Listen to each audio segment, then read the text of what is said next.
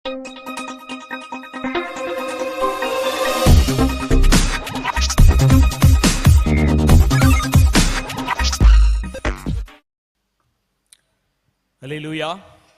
ரொம்ப சோர்வாயிட்டீங்களோ?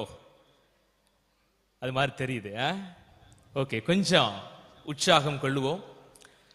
சீக்கிரம் முடிச்சிருவேன், கவலைப்படாதீங்க. இன்னைக்கு இன்னொரு முறை தேவ சித்தமானால் இன்னும் கொஞ்சம் விளக்கமாக சத்தியத்தை நம்ம என்ன சொல்லுவோம், கற்றுக்கொள்ளுவோம். சரி, கண்களை மூடி நம்ம ஜெபித்து மீண்டுமாக நம்ம செய்திக்குள்ள போகலாம். ஜீசஸ், எங்களுக்குள்ளே வாசம் செய்யும் ஆவியானவரே, இந்நாளில் உம் சித்தம் போல் நடத்தி செல்லுமையா.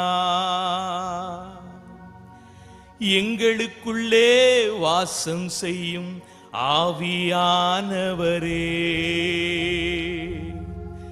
இந்நாளில் உம் சித்தம் போல் நடத்தி செல்லுமையா. ஆவியானவரே, ஆவியானவரே, பரிசுத்த ஆவியானவரே, ஆவியானவரே, ஆவியானவரே, பரிசுத்த ஆவியானவரே. நல்ல தகப்பனே, உம்முடைய பிள்ளைகள் யாவரையும் உம்முடைய ஜெப வீட்டுக்கு கொண்டு வந்து நீர் மகிழச் செய்து கொண்டிருக்கிற உம்முடைய தயவுக்காக உமக்கு ஸ்தோத்திரம் அப்பா. 2 நாட்களாக நீர் உம்முடைய ஜனங்களோடு பேசின வார்த்தைகளுக்காக ஸ்தோத்திரம். இந்த 3வது நாளும் உம்முடைய வார்த்தையை உம்முடைய ஜனங்களுக்கு கொடுக்க அடியேனுக்கு உதவி செய்யுங்க. அந்த வார்த்தைகள் ஆழமாய் உம்முடைய பிள்ளைகளுடைய இருதயமாகிய நிலத்திலே விழுந்து அது 100ஆக பலன் கொடுக்கத்தக்கதாய் பரிசுத்த ஆவியானவர் உதவி செய்யும்படி உம்முடைய பாதத்திலே கெஞ்சுகிறேன். என் ஆண்டவர் இயேசுவின் நாமத்திலே ஜெபிக்கிறேன் என் நல்ல தகப்பனே, ஆமென், ஆமென். எல்லாரும் கொஞ்சம் கரங்களை உயர்த்தி ஒரு அல்லேலூயா சொல்லுவோமா? ஹல்லேலூயா, அல்லேலூயா. ஆமா, 2 நாள் கூட்டத்திலே உங்களோடு பேசின அந்த தேவனுடைய வார்த்தையை சற்று உங்கள் நினைவுக்கு கொண்டு வந்து விட்டு இந்த 3வது நாளிலும் ஆண்டவர் நம்மோடு கூட பேச போகிற அந்த திருவார்த்தையை நாம் என்ன செய்ய போகிறோம், கேட்க போகிறோம். 1வது கூட்டத்திலே நீங்கள் ஆதி நிலைக்கு திரும்ப வேண்டும், பூர்வ பாதை என்று விசாரித்து நீங்கள் அந்த சரியான வழிக்கு திரும்ப வேண்டும் என்று சொல்லி உங்களுக்கு உபதேசித்தேன். ஆதியாகம புத்தகத்திலே ஆதாமையும் ஏவாளையும் தேவன் உண்டாக்கும் போது அவர்கள் இருந்த அந்த நிலை, அந்த நிலையை விட்டு எப்படியெல்லாம் விழுந்து போனார்கள், அந்த நிலைமைக்கு தூக்கி எடுக்கவே கிறிஸ்து வந்தார். ஆகவே நாம் அனைவரும் அந்த நிலைக்கு திரும்ப வேண்டும் என்று சொல்லி அந்த ஆதி அன்புக்கு நாம் திரும்ப வேண்டும் என்று பரிசுத்த ஆவியானவர் நம்மோடு கூட இடைப்பட்டார். 2வது நாள் கூட்டத்திலும் கூட நான் பாவமற்ற, அதாவது நிர்வாணமற்ற பரிசுத்தமான வாழ்க்கைக்கு திரும்ப வேண்டும். ஏதேன் தோட்டத்திலே அங்கே அவர்கள் இருவரும் அந்த கனியை புசித்த போது தாங்கள் நிர்வாணிகள் என்று உணர்ந்தார்கள். ஏனென்றால் அப்போதுதான் அவர்களுக்குள் பாவம் புகுந்தது. சோ அந்த நிலையை விட்டு நாம் திரும்பி மீண்டுமாக அந்த பரிசுத்த நிலைமைக்கு திரும்ப வேண்டும் என்று சொல்லி உங்களோடு ஆழமாக பேசினேன். 3வதாக நாம் திரும்ப வேண்டியது, தேவனிடத்தில் திரும்ப வேண்டிய ஒரு முக்கியமான காரியம் என்ன? சாத்தானுடைய கள்ள உபதேசத்தை விட்டு தெய்வத்தினுடைய வார்த்தைக்கு நேராய் திரும்ப வேண்டும் என்று ஆழமாக அநேக உதாரணங்களோடு, அதுவும் பஞ்சுமிட்டாய் வியாபாரியை போல இன்றைக்கு பல கள்ள உபதேசிகள் பலூன் வியாபாரியை போல கலர் கலரான உபதேசங்களை எல்லாம் செய்து கொண்டு வருகிற சாத்தானுடைய அந்த பொய்க்கு நாம் விலகி ஆண்டவருடைய வார்த்தைக்கு நேராய் நாம் திரும்ப வேண்டும். ஆக நாம் ஆதி நிலைக்கு திரும்ப வேண்டும் என்கிற தலைப்பின் கீழே 2 நாளாக ஆழமான சில சத்தியங்களை உங்களுக்குள்ளே போட்டேன். இவைகளை கேட்ட நீங்க இந்த காதுல வாங்கி இந்த காதுல விட்டுட்டு மறுபடியும் என்ன செய்யக்கூடாது, பழைய நிலைமைக்கு நான் இருக்கிற நிலைமையே எனக்கு கம்ஃபர்டபுளா இருக்குது அப்படின்னு சொல்லி போயிடக்கூடாது. ஏன்னா ஆவியானவர் பேசுகிற பொழுதே அந்த சத்தத்துக்கு என்ன செய்யணும், நம்ம முழுமையாக ஒப்பு கொடுக்கும் போது இறைவனுடைய பரிபூரண ஆசீர்வாதம், நம்மை கொண்டு இறைவன் வைத்திருக்கிற அந்த திட்டம் முழுமையாக நம்முடைய வாழ்க்கையில் என்ன செய்யும், நிறைவேறுவதை நம்மால் கவனிக்க முடியும். சிலருக்கு இந்த கள்ள உபதேசங்கள், அது உங்களுடைய ஐயா சொல்லிவிட்டார், சபைக்குள்ளாக என்ன செய்ய முடியாது, கொஞ்சம் அது பேச முடியாது. ஆமா, ஏன்னா கொஞ்சம் கிரிட்டிக்கலான விஷயம். எல்லா நபர்களும் அதை ஆழமாக ஆராய்ந்து அதை ஏற்றுக்கொள்வார்களா என்கிற ஒரு காரியம் இருக்கிறது. ஆகவே அப்படிப்பட்ட ஒரு சூழ்நிலையில் இருந்தீங்கன்னா, அந்த என்னுடைய அந்த பேனர் வச்சிருக்க முன்னால அதுல பாத்தீங்கன்னா கீழே ரியல் காஸ்பல் மினிஸ்ட்ரி என்கிற அந்த பெயர் இருக்கும். அதை யூடியூபிலே அடியுங்கள். யூடியூபிலே அடித்தீர்கள் என்றால் நான் அநேக செய்திகளை, கிட்டத்தட்ட 1000 பக்கமாக செய்திகளை, அநேக செய்திகளை நான் பதிவிட்டிருக்கிறேன், வேத வசனத்தினுடைய உண்மையான விளக்கத்தோடு. அதனாலதான் என்னுடைய ஊழியத்திற்கு ஆண்டவர் கொடுத்திருக்கிற பெயர் என்ன, ரியல் காஸ்பல் மினிஸ்ட்ரி. அந்த ரியல் அப்படின்னா என்ன, உண்மை, உண்மையான சுவிசேஷம், அந்த ஊழியம் என்று சொல்லி வச்சிருக்கேன். ஏன் வச்சனா, எனக்கு கொடுத்த ஒரு அழைப்பே அதுதான். பொய்யான உபதேசங்கள், பொய்யான காஸ்பல் நிறைய இருக்குது, அப்படித்தானே? பவுல் சொல்றாருல ஒரு இடத்துல, நான் அறிவிக்காத வேறொரு இயேசுவை, நான் அறிவிக்காத வேறொரு ஆவியை, நான் அறிவிக்காத வேறொரு சுவிசேஷத்தை அறிவிக்கிறார்கள், அவர்களை குறித்து எச்சரிக்கையாய் இருக்க வேண்டும் என்று அன்றைக்கு பவுல் அன்னைக்கே எச்சரித்தார். ஆகையால் எனக்கு கொடுக்கப்பட்ட அந்த பாரத்தின் அடிப்படையிலே ரியல் காஸ்பல், அதாவது உண்மையான சுவிசேஷத்தை செய்கிற ஊழியம் என்று அதற்கு வச்சிருக்கிறேன். அப்ப யாரெல்லாம் வேதத்துக்கு புறம்பாக பொய்யான உபதேசங்களை செய்கிறார்களோ, பொய்யான போதனைகளை சொல்லி மக்களை உடைத்து வஞ்சிக்கிறார்களோ, திருச்சபையை பிளவுபடுத்துகிறார்களோ, கடலளவு மீன் அநேக இடங்களிலே இருக்கும் பொழுது, அநேக ஆத்துமாக்கள் இயேசு இல்லாமல் தவித்துக் கொண்டிருக்கும் போது அவர்களுக்கு போய் சுவிசேஷம் அறிவித்து அந்த ஆத்துமாக்களை ஆதாயப்படுத்துவதை விட்டுவிட்டு ஏற்கனவே தேவனுக்குள்ள இருக்கிற பாரம்பரிய சபைகளை குறிவைத்து தூண்டில் போட்டு இழுக்கிற சில உபதேசிகளுக்கு, அவர்களுடைய வஞ்சகமான வார்த்தைகளுக்கு நாம் எச்சரிக்கையாக இருக்க வேண்டும் என்று உங்களுக்கு சொன்னேன். கர்த்தர் பேசினால் இப்படித்தான் என்ன செய்வாரு, ஆணித்தரமாக பேசுவார். அதை உங்கள் மனதில் இருத்தி கொண்டு நீங்கள் என்ன செய்யணும், அந்த வார்த்தைக்கு கீழ்ப்படிய வேண்டும். ஆகையால் சில கள்ள காரியங்களை நீங்கள் அறிந்து விழிப்படைந்து வேதத்துக்கு திரும்ப வேண்டும் என்றால் என்னுடைய யூடியூப் சேனலை நீங்க ஃபாலோ பண்ணலாம். அதை அடிச்சு நீங்க சர்ச் பண்ணீங்கன்னா என்னுடைய புகைப்படத்தோடு அந்த சேனல் வரும். அதிலே அநேக உபதேசங்கள், அதுவும் வேதத்தின் அடிப்படையிலே அநேக சத்தியங்களை நான் மிகவும் தெளிவாக உறுதியாக அதிலே பதிவிட்டிருக்கிறேன். நீங்கள் விரும்பினால் அதை என்ன செய்யலாம், கேட்டுக்கொள்ளலாம். சரி, இந்த 3ஆம் நாளிலே உங்களோடு துரிதமாக ஒரு 3 குறிப்புகளை, 3 காரியத்திற்கு நாம் இறுதியாக திரும்ப வேண்டிய ஒரு அவசியம் உண்டு. இன்றைக்கு திருச்சபை அதைக்கு திரும்பித்தான் ஆக வேண்டும் என்பதை குறித்து உங்களோடு கூட நான் பேச வாஞ்சிக்கிறேன். 3ஆவதாக நாம திரும்ப வேண்டிய ஒரு காரியம் என்னன்னா, ஆதியாகம புத்தகத்திலே ஆதாமும் ஏவாளும் இழந்து போன ஒரு காரியம் என்னன்னு கேட்டீங்கன்னா, தேவ சாயல். தேவனுடைய சாயலுக்கு நாம் என்ன செய்ய வேண்டும், திரும்ப வேண்டும். எப்போது மனுக்குலத்துக்குள் பாவம் வந்ததோ அப்போது அவர்கள் தேவனுடைய சாயலை இழந்தவர்களாக போயிட்டாங்க. அதுக்கப்புறம் பாத்தீங்கன்னா அநேக தேவனை விட்டு எப்போது மனுக்குலம் பிரிஞ்சுச்சோ அப்பையிலிருந்து பாருங்களேன், அவங்க வாழ்க்கையில பாவம் உள்ளத்திலே குடிகொள்ள ஆரம்பித்தது. தன் சொந்த தம்பியையே, தன் உடன் பிறந்த சகோதரனையே திடீரென்று கொல்லுகிறான். யாரு? காயின். எதனால கொல்லுகிறான்? பொறாமை. ஏன் அப்படின்னா 2 பேரும் காணிக்கை கொண்டு போறாங்க, 2 பேரும் காணிக்கை செலுத்துறாங்க. செலுத்தும் போது ஆபேலுடைய காணிக்கையை ஆண்டவர் என்ன செய்யறாரு, அங்கீகரிக்கிறார். காயினுடைய காணிக்கையை ஏதோ காரணம், நிச்சயமாக காயினுடைய காணிக்கையிலே பிரச்சனை உண்டு, அநேகர் ஆராய்வதுண்டு. ஆராய வேண்டிய விஷயங்கள் எல்லாம் ஆராய மாட்டாங்க, இந்த மாதிரி விஷயங்கள் ஆழமாக ஆராய்வார்கள். ஏன் ஆண்டவர் காயினுடைய காணிக்கையை நிராகரித்து விட்டார்? அங்கே வேதம் நமக்கு தெளிவாக சொல்லுகிறது, ஆண்டவர் காயினையும் அங்கீகரிக்கவில்லை, காயினுடைய காணிக்கையும் அங்கீகரிக்கவில்லை.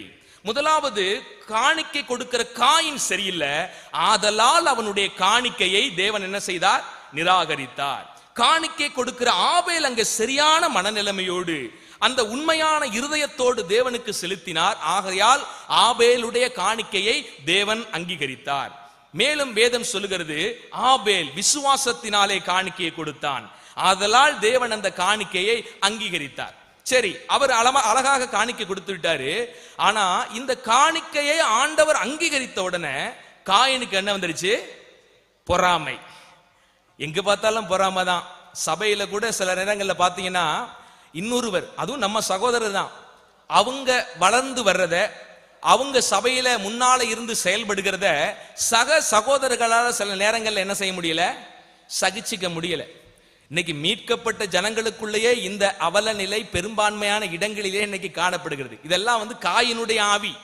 தயவு செய்து காயினுடைய ஆவியை உங்கள் இருதயத்திலிருந்து எடுத்து போட்டு விடுங்கள். உங்கள் சகோதரர்களை பார்த்து என்ன செய்யக்கூடாது, பகைக்க கூடாது, பொறாம கொள்ளக்கூடாது. அவங்க செய்யறது மட்டும் அங்கீகாரம் பெறுது, அவங்களுடைய பேர் மட்டும் முன்னால வருது என்று சொல்லுகிற அந்த எண்ணம் நம்முடைய இருதயத்தில் வரும்போது, காயின் என்ன செய்தானோ அது போல நீங்களும் என்ன செய்ய ஆரம்பிச்சிருவீங்க, உங்களை அறியாமலேயே செய்ய வச்சிருவீங்க. தப்ப செஞ்சு புட்டு கடைசியில காயினால் அதை விட்டு வெளியே வர முடியல. தேவனுடைய சாபத்துக்குள்ளான நிகழ்வை நாம் வேதாகமத்தில் இருந்து வாசிக்கிறோம். பொறாமை என்பது வேதம் சொல்லுகிறது ஒரு பெரிய எழும்புரிக்கி நோய். அந்த பொறாமை என்கிற குணம் ஒரு மனிதனுக்குள்ள உள்ள வந்துருச்சுன்னா கொஞ்சம் கொஞ்சமா எலும்பை உருக்குவது போல. எலும்புருக்கி நோய்னா என்னன்னு தெரியுமா? டிபி உள்ள நபர்களை பார்த்திருக்கீங்களா? அவங்களே உருக்கிக்கிட்டு எலும்பும் தோளுமாக கொஞ்சம் கொஞ்சமா போயிருவாங்க. அதுபோல நம்முடைய வாழ்க்கையில இன்னொருவரை பார்த்து பொறாமை படுகிற ஒரு சுவாபம் இருந்துச்சுன்னா அது நம்மை கொஞ்சம் கொஞ்சமாக உருக்கிவிடும். நம்முடைய புகழ்ச்சி யாரால் வர வேண்டும்? கர்த்தரால் வர வேண்டும். நிச்சயமாக நீங்க தேவனுக்காக இருக்கிற பட்சத்துல உங்களுக்கான புகழ்ச்சி கர்த்தரால் வரும். உங்களை ஆண்டவர் தூக்கி உயரத்துல கண்டிப்பா என்ன செய்வாரு, வெப்பார். ஆபேலுடைய காணிக்கை, அவனுடைய சாப்டர் பாருங்களேன், சும்மா சொற்பமான சாப்டர், எதுவுமே நமக்கு தெரியல. ஆனா எபிரேயர் புத்தகத்துல ஆபேலை தேவன் என்ன செய்யறாரு, அழகாக மெச்சிக்கொண்டு குறிப்பிடுகிற விஷயத்தை பார்க்கிறோம். அப்ப கர்த்தர் நம்முடைய வாழ்க்கையை உயர்த்துகிறவராய் இருக்கிறார். ஆக நாம் ஆதி நிலைமைக்கு, பரிசுத்தமான நிலைமைக்கு என்ன செய்யணும், திரும்ப வேண்டும் என்று சொல்லி பார்க்கிறோம். தேவனுடைய சாயல் என்றால் என்ன? தேவனுடைய சாயல் என்ன? ஏதோ முகரூபமா? எல்லாரும் நம்ம யோசிக்கலாம், ஒருவேளை நம்ம மாதிரி மூக்கு மொழியோட ஆண்டவர் இருப்பாரோ? சில நேரத்தில் நம்மளே கேட்போம், ஆண்டவர் நம்ம ஜெபத்தை கேட்டு ஆண்டவர் நமக்கு நன்மையெல்லாம் கொடுத்துட்டாருன்னா கொஞ்சுவோம்.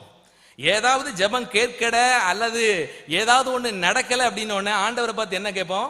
ஆண்டவரே உமக்கு கண் இருக்கிறதா, ஆண்டவரே உமக்கு காது இருக்கிறதா அப்படின்னு சொல்லி என்ன செய்வோம், ஆண்டவரை பார்த்து கேட்போம். நல்லா கவனிங்க, தேவனுடைய சாயல் என்பது நம்மை போல் இருக்கிற மாமிசீக கண்ணும் மாமிசீக காதும் கொண்டது இல்லை. தேவனுடைய சாயல் என்பது என்னன்னு கேட்டீங்கன்னா, அது தேவன் இருக்கிற பரிசுத்தமான நிலை, தேவன் இருக்கிற நீதியான அந்த நிலை, தேவன் இருக்கிற அந்த நித்தியமான நிலையை குறிக்கிறது தான் என்னது, தேவனுடைய சாயல். ஆதியிலே ஆண்டவர் ஆதாமை படைத்த போது அவன் மகா பரிசுத்தமுள்ளவனாய் இருந்தான், அவன் நீதி நிறைந்தவனாய் இருந்தான், அவன் நித்தியமானவனாக இருந்தான். அதை எல்லாத்தையும் பாவம் செய்த போது என்ன செஞ்சிட்டான், இழந்து போயிட்டான். அதை மீண்டும் நம்முடைய வாழ்க்கையில கொடுக்கவே யார் வந்தா, அந்த பரிசுத்த நிலையை மீண்டும் மீட்டெடுத்து நம்முடைய வாழ்க்கையில கொடுப்பதற்காகவும், அந்த நீதியை நம்முடைய வாழ்க்கையில கொண்டு வந்து கொடுப்பதற்காகவும், அந்த நித்திய நிலையை நம்முடைய வாழ்க்கையில மீண்டும் கொண்டு வந்து கொடுப்பதற்காகவும் தான் ஆண்டவராகிய இயேசு கிறிஸ்து என்ன செய்தாரு, வந்தார். ஆக ஆண்டவருடைய பிள்ளைகளாகிய நீங்கள் என்ன செய்யணும், தேவ சாயலா மாறணும். அப்படின்னா என்ன அர்த்தம் புரியுதுங்களா? அவர் மாதிரி மூக்கு மொழி, நம்ம நிறைய பேர் நினைச்சுக்கோம், ஆண்டவர் பைபிள்ல பாத்தீங்கன்னா ஆண்டவரை ஆண்பாலாகவே குறிப்பிடும், அவர் அவர் அவர் அப்படின்ட்டு. ஆனா கடவுள் ஆண்பாலாகவும் பெண்பாலாகவும் இல்லை, அவர் கடவுளாக இருக்கிறார். நல்லா புரிஞ்சுக்கங்க, அவர் ஆண்பாலாகவும் பெண்பாலாகவும் என்ன செய்யல இல்ல. ஏன்னா நமக்கு தான் ஆண்பால் பெண்பால், மனிதனுக்கு தான் என்ன செய்யுது, அது ஆண் இது பெண் அப்படின்னு இருக்குது. ஆனா கடவுள் அவர் கடவுளாக இருக்கிறார், அவரை எந்த ஒரு கேட்டகரியிலையும் குறிக்க முடியாது. ஏன் சொல்றேன்னா, சில பெண்களுக்கு எல்லாம் பொறாமையா இருக்கும், கடவுள் ஆணாக இருக்கிறாரே, கவலைப்படாதீங்க, உங்க சுய அறிவில சிந்திக்காதீங்க. அது மாதிரி கடவுள் ஆணாகவே பெண்ணாகவே இல்லை, அவர் கடவுளாக இருக்கிறார். அவர் எந்த பாலினத்திலும் என்ன செய்ய முடியாது, சேர்க்க முடியாது. நமக்கு தான் தேவன் பாலினத்தை என்ன செஞ்சிருக்கிறாரு, கொடுத்திருக்கிறார். ஆக தேவ சாயல் என்பது தேவனுடைய குணாதிசயத்தை பிரதிபலிக்கிற அந்த வாழ்க்கைக்கு நேராக நாம் என்ன செய்யணும், திரும்பணும். திரும்பிட்டீங்கன்னா பொறாம வராது, கோபம் வராது, முறுமுறுப்பு வராது, அசுத்தம் வராது.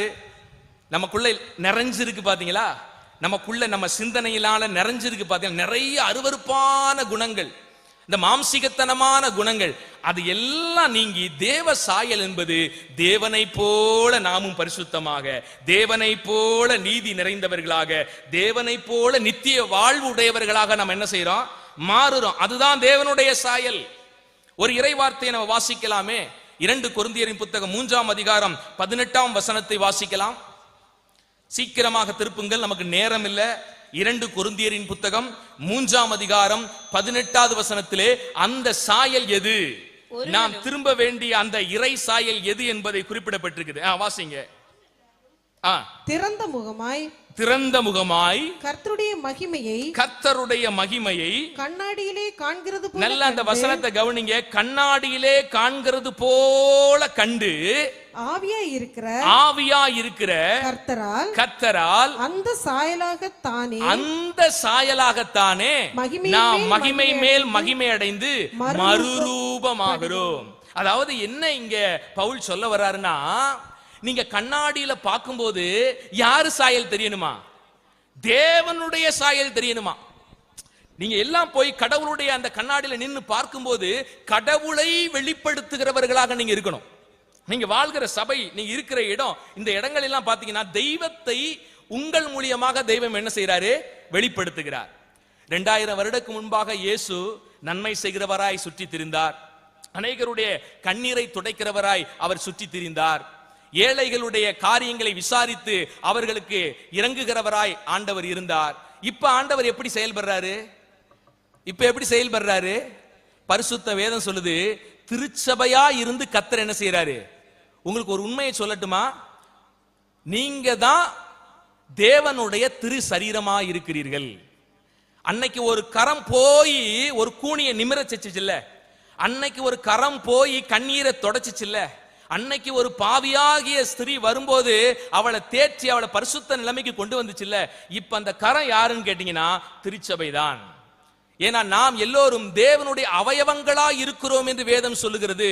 நாம் சாதாரணமானவர்கள் அல்ல. நீங்க எல்லாம் யோசிச்சுட்டு இருக்கலாம், சாதாரணமா உட்கார்ந்து இருக்கலாம். உண்மையே கிறிஸ்து உங்களை வைத்திருக்கிற ஒரு நிலை, அந்த உன்னதமான நிலை என்ன தெரியுமா? கிறிஸ்துவின் திருவுடலாக நீங்கள் இருக்கிறீர்கள். நீங்க ஒவ்வொருவரும் ஒவ்வொரு பார்ட்டா இருக்கிறீங்க, ஒவ்வொரு அவயவமா இருக்கிறீங்க. அப்படி கிறிஸ்து உங்களை என்ன செய்தாரு? தம்மோடு கூட இணைத்து விட்டார். அப்ப தேவ சாயலுக்கு திரும்புவனா இதை நீங்க புரிந்து உணர்ந்து தெய்வத்தை உங்க வாழ்க்கையில காண்பிக்கிறவர்களாக, பிரதிபலிக்கிறவர்களாக என்ன செய்யணும்? இருக்கணும். இன்னைக்கு அதுதான் குறைவா இருக்குது. திருச்சபையிலையும் கூட அது கஷ்டமா தான் இருக்குது. தேவ சாயல் நிறைய பேர்ட்டு தெரியறது இல்ல. பழைய மனுஷன் தான் தெரியறான். பழைய மனுஷன் யாரு? பழைய மனுஷன் ஆதாமுக்குள்ள பாவம் வந்த உடனே அவன் என்னென்ன தவறெல்லாம் செய்ய ஆரம்பிச்சானோ, அவனுடைய பிள்ளைகள் அதுக்கப்புறம் என்னென்ன தவறெல்லாம் செய்ய ஆரம்பிச்சாங்களோ அந்த சுவாபம் தான் இருக்குது. ஆனா வேத வாக்கியம் சொல்லுகிறது, புதிய மனுஷனை நீங்க தரித்துக் கொள்ளுங்க. அந்த புதிய மனுஷன் யாரு? கிறிஸ்து. ஆண்டவருடைய அல்டிமேட் கோல் என்ன தெரியுமா? உங்களை குமாரனை போல மாற்றுவது. யாரு மாதிரி மாற்றுவது? இயேசுவை போல. சும்மா விசுவாசியா உட்கார்ந்து இந்த 4 சேரை உடைக்கிறது, அப்புறம் சர்ச்சில் இருக்க 4 பாயை தேய்ச்சிட்டு இப்படி போறது, அதுக்காக உங்களை என்னை ஆண்டவர் என்ன செய்யல? அழைக்கல. யாரு மாதிரி ஒப்பாக மாற்றுவதற்கு தெய்வம் அழைத்திருக்கிறார்னா, இயேசுவை போல உங்களை மாற்றுவதற்கு தான் தெய்வம் அழைச்சிருக்கிறார். அப்படிதான் வசனம் சொல்லுது. ரோமரின் புத்தகம் 8ஆம் அதிகாரம் 29வது வசனத்தை நாம் வாசிக்கும் போது, குமாரனுடைய சாயலுக்கு ஒப்பாய் நம்மை மாற்றி இருக்கிறார். இங்கே ஒரு விஷயம் சொல்றேன், குமாரனுடைய சாயலுக்கு ஒப்பாய் நம்மை மாற்றுகிறார் என்று வேதம் சொல்லுகிறதுனால நீங்கள் நானும் கடவுளாயிடுறோமா? சில பஞ்சு முட்டாய் வியாபாரிகள், கலர் கலராக பேசுகிறவர்கள் என்ன சொல்றாங்கன்னா, நாம எல்லாரும் யாரா? கடவுள், நாம எல்லாம் கடவுளா இருக்கிறோம் அப்படிங்கிற மாதிரி போதிப்பாங்க. வேதம் அப்படி சொல்ல, கடவுளை போல நம்மை ஆண்டவர் என்ன செஞ்சிருக்காரா? நாம் கடவுளாக முடியாது, கடவுளை போல நம்மை மாற்றுகிறார். மீனிங் என்ன?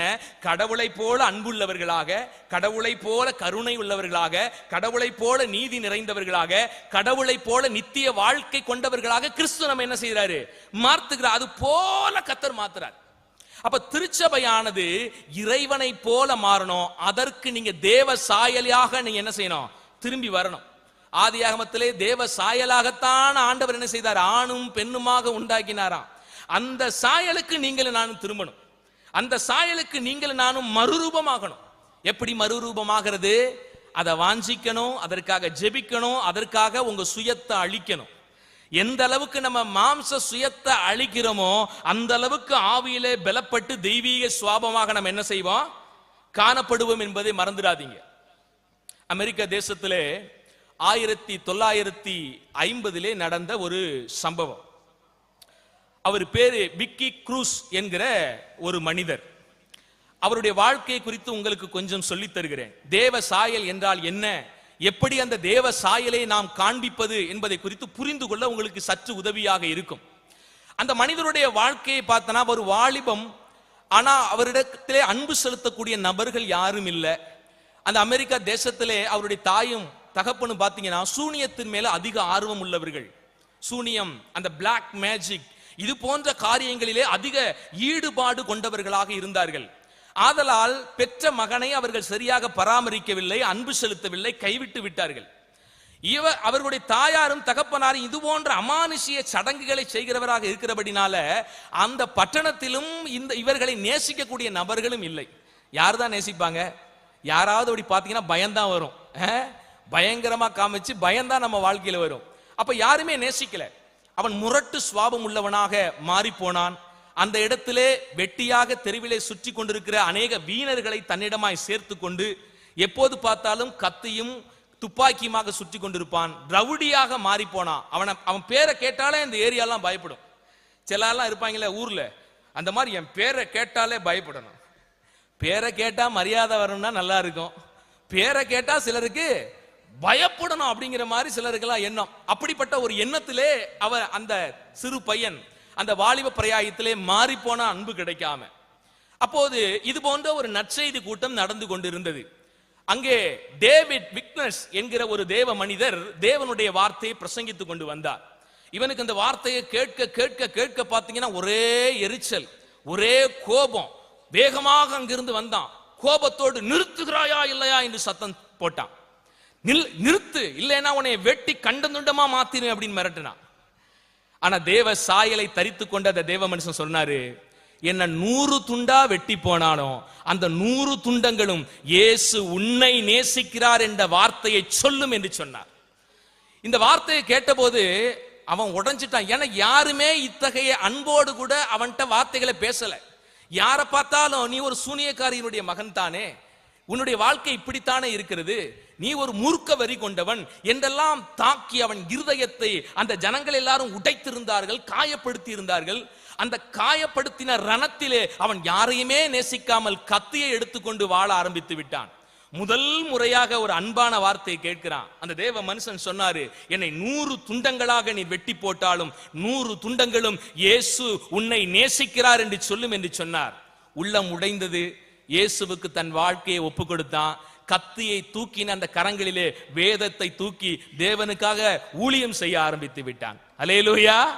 அன்பானவர்களே, நம்முடைய வாழ்க்கையிலும் கூட இப்படி தேவ சாயல் பிரதிபலிக்கும் போது அது இன்னொரு தேவ சாயல் நிறைந்த மனிதனாக என்ன செஞ்சிடும், மாற்றிவிடும். அந்த பண்பு, அந்த நற்குணங்கள் நம்ம வாழ்க்கையில் என்ன செய்யணும், வரணும். நிறைய பேருக்கு பாத்தீங்கன்னா நாமே அவங்களுக்கு நிகராக போய் சண்டையிலே களத்திலே இறங்குவது, எங்களுக்கு தெரியாத இதா அப்படின்னு சொல்லி போகும்போது அந்த ஆத்துமாக்களை நம்மால் என்ன செய்ய முடியாது, ஆதாயப்படுத்த முடியாது என்பதை புரிந்து கொள்ளுங்கள். அதுபோல தேவனுடைய சாயலாக மாறுவது என்கிற அந்த சத்தியத்திலே ஒரு முக்கியமான சத்தியத்தை உங்களுக்கு சொல்லிக் கொடுக்க விரும்புகிறேன். அந்த தேவ சாயல் தான் உண்மையான ஆராதனையாகவும் இருக்கிறது.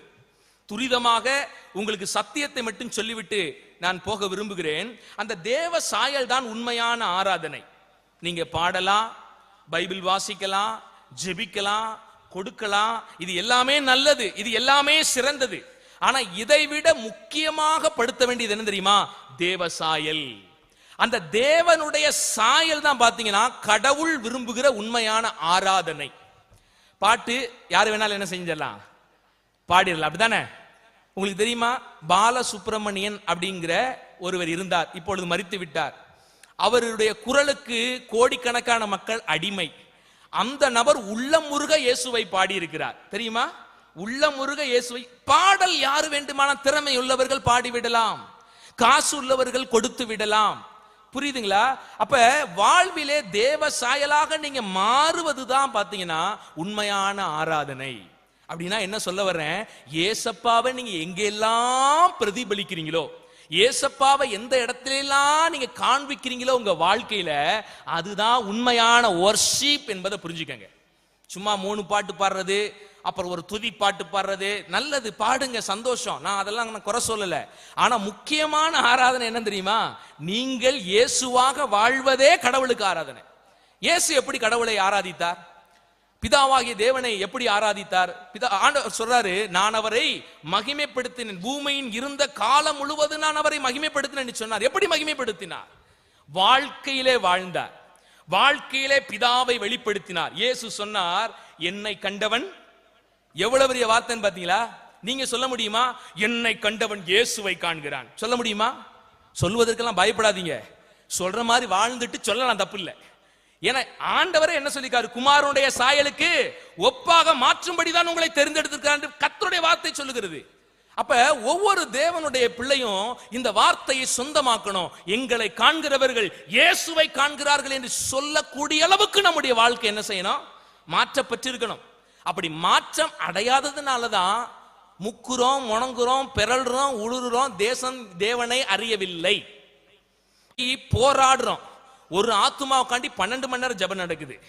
12 மணி நேரம் ஜெபம் முடிச்சு எத்தனை ஆத்துமா ரட்சிக்கப்பட்டாங்கன்னு எந்த கணக்கு நமக்கு தெரியல. ஆனா மிஷனரி காலத்துல யோசிச்சு பாருங்களேன், கொத்து கொத்தாக ஜனங்கள் என்ன செஞ்சாங்க, ஆண்டவரை ஏற்றுக்கொண்டு கடந்து வந்தார்கள். என்ன செஞ்சாங்க, ஏது செஞ்சாங்க? கிறிஸ்துவை வெளிப்படுத்தினார்கள். இயேசுவை வாழ்க்கையிலே அவங்க என்ன செஞ்சாங்க, காண்பித்தார்கள். மிஷனருடைய வாழ்க்கை முழுவதும் இதுதான் வாசிக்கிறோம். ஏன் அவர்களைப் போல நம்மால் வாழ முடியவில்லை? ஏன் அவர்களைப் போல இன்றைய ஊழியர்கள், ஆயர்கள், தேவ மனிதர்கள், தேவ பிள்ளைகள், தேவ விசுவாசிகள் ஏன் வாழ முடியவில்லை?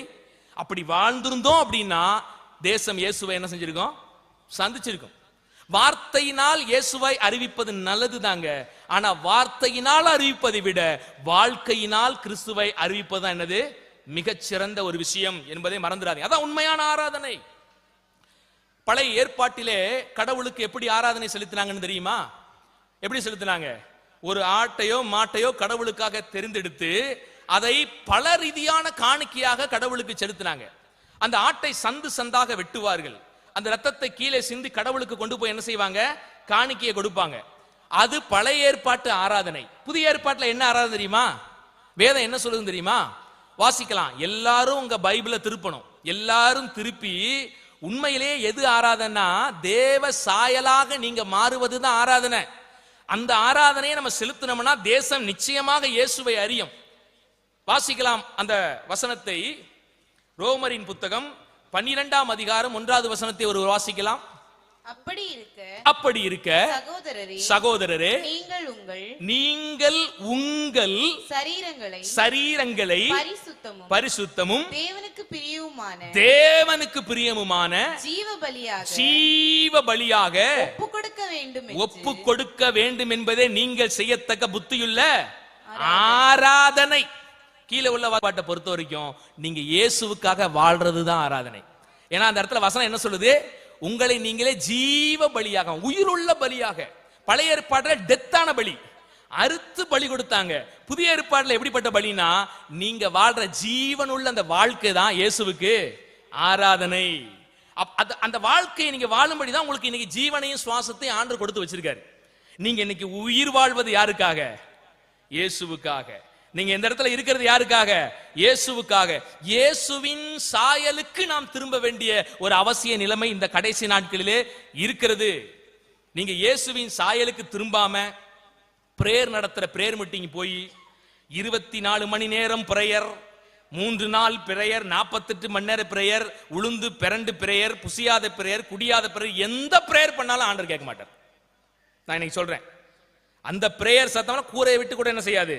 ஏன்னா நீங்க தேவ சாயலா மாறினா மட்டும்தான் தேசம் சந்திக்கும். வேறபடி நீங்க வார்த்தையில சொல்றதுனாலதான் என்ன செய்யாது, சும்மா உட்கார்ந்து ஆண்டவர்கிட்ட புலம்புறதுனால முடியும். ஏன்னா அவருக்கு எல்லா மனுஷனும் ரட்சிக்கப்படுவதுதான் பிரியம். அவர் எப்பவுமே பிரியமா தான் இருக்கிறாரு. ஆனா அதை எப்படி செய்யணும் விரும்புறாருன்னா, உங்க லைஃபை வச்சுதான் அதை செய்யணும்னு கர்த்தர் என்ன செஞ்சிருக்காரு, வச்சிருக்கிறார். நீங்களே ஜீவனுள்ள சாட்சிகளா இருக்கிறீங்க. வேதம் சொல்லுகிறது, நீங்க தான் கிறிஸ்துவனுடைய நிரூபமா. பைபிள்ல நிருபங்களை பாக்குறோம்ல, அந்த நிருபங்கள் எல்லாம் நமக்கு ஜீவனை கொடுக்குது. ஆனா பவுல் ஒரு அழகான வசனத்தை குறிப்பிடுறாரு, நீங்களே கிறிஸ்துவின் நிருபங்களா இருக்கிறீர்கள். அப்படின்னா என்ன? உங்க வாழ்க்கையை அடுத்தவன் பார்க்கணும், உங்க வாழ்க்கையை அடுத்தவன் வாசிக்கணும். அப்படி வாசிக்கும் போது அவன் என்ன செய்வான்? தேவனால் தொடப்படுவான். நான் சொன்ன அந்த ஊழியக்காரர் எப்படி இயேசுவின் சாயலை வெளிப்படுத்தினாரோ, நீங்களும் இந்த நாட்களிலே இயேசுவின் சாயலை என்ன செய்யணும்? வெளிப்படுத்தணும். நீங்க ஜெபம் பண்றதெல்லாம் எதுக்காக ஜெபம் பண்ணி நீ போய், ஆண்டவரே நான் தேவ சாயலை வெளிப்படுத்துவதற்கு எனக்கு பலன் தாங்க, கிருபை தாங்கன்னு அதுக்கு தான் ஜெபம் பண்ணணும். சில எல்லாம் போய் பார்த்தீங்கன்னா வல்லமை வரத்துக்காக ஆண்டவர்கிட்ட போய் உபவாசம் போடுறது. ஐயா நான் ஒரு சத்தியத்தை சொல்லிட்டு போறேன், தயவு செய்து வரங்களுக்காக என்ன செய்யாதீங்க, உபவாசம் இருக்காதீர்கள். No use. வரம் இருந்து தவம் இருந்து எந்த வரத்தையும் என்ன செய்ய முடியாது, பெற முடியாது. வெளியே இருக்கிறவங்க சிலர் வரம் இருந்து தவம் இருந்து வரத்தை பெறுவாங்க, அந்த கான்செப்ட் அவங்க வச்சிருப்பாங்க. கிறிஸ்தவத்திலே தவம் இருந்து வரத்தை என்ன செய்ய முடியாது, பெற முடியாது. நீங்க தேவ சாயலை வெளிப்படுத்தினீங்கன்னா உங்களுக்கு வரங்களை தருவார் ஆண்டவர். அந்த வரங்களை வைத்து அநேகரை நீங்க என்ன செய்ய முடியும், சுகமாக்க முடியும், மற்ற காரியங்களை செய்ய முடியும். ஆனா தேவ சாயலாய் மாறாத ஒரு மனிதனுக்குள்ள வெறும் உபவாசம் இருந்து நீங்க வரத்தை பெற்றுட்டீங்கன்னா அது போல ஒரு பெரிய ஆபத்து இருக்கவே முடியாது. அல்லேலூயா. உங்ககிட்ட தேவ சுவாபம் காணப்படாம, தேவ சாயல் காணப்படாம வெறும் வல்லம வர மட்டும் இருந்துச்சுன்னா என்னத்துக்கு ஆகுறது யோசிச்சு பாருங்க. ஒருத்தன்ட்ட குணம் சரியில்லை ஆனா பவர் மட்டும் இருக்குது, எப்படி இருக்கும்? அதனால நல்லது நடக்குமா? நல்லது நடக்காது. ஹிட்லர் கையில அதிகாரம் போன மாதிரி இருக்கும். ஒட்டுமொத்த அதிகாரம் அவர் கையில வச்சுக்கிட்டு 4 பேருக்கு நல்லது செஞ்சாரா? இல்ல. எத்தனை உயிரில தன்னால் உயிரோடு இருக்கிற நாளெல்லாம் கொல்ல முடியுமோ கொன்று குவிச்சார். அந்த மாதிரி ஆகி போயிடும். ஆக இன்றைக்கு நம்முடைய இலக்கு எதுவாக இருக்க வேண்டும், நம்முடைய வாஞ்சை எதுவாக இருக்க வேண்டும், எதை பெறுவதற்காக நாம் தேவ சமூகத்தில் உபவாசிக்க வேண்டும் என்றால் தேவனுடைய சாயலை பெறும்படி. அருமையான சகோதரர்கள், இறை சாயல் வந்திருக்கிறாங்க. அந்த வார்த்தை எனக்கு ரொம்ப பிடிக்கும். இறை சாயல் குழுவினர்கள், அவர்களையும் அவருடைய ஊழியத்தையும் தேவன் ஆசீர்வதிக்கட்டும். அதுபோல இறை சாயலாக நம்ம என்ன செய்யணும், வெளிப்படுத்தணும். நம்மளை பார்க்கிறவங்க இயேசுவை பார்க்கணும், ஏசப்பாவை மாறி உரிச்சு வச்சிருக்கணும்.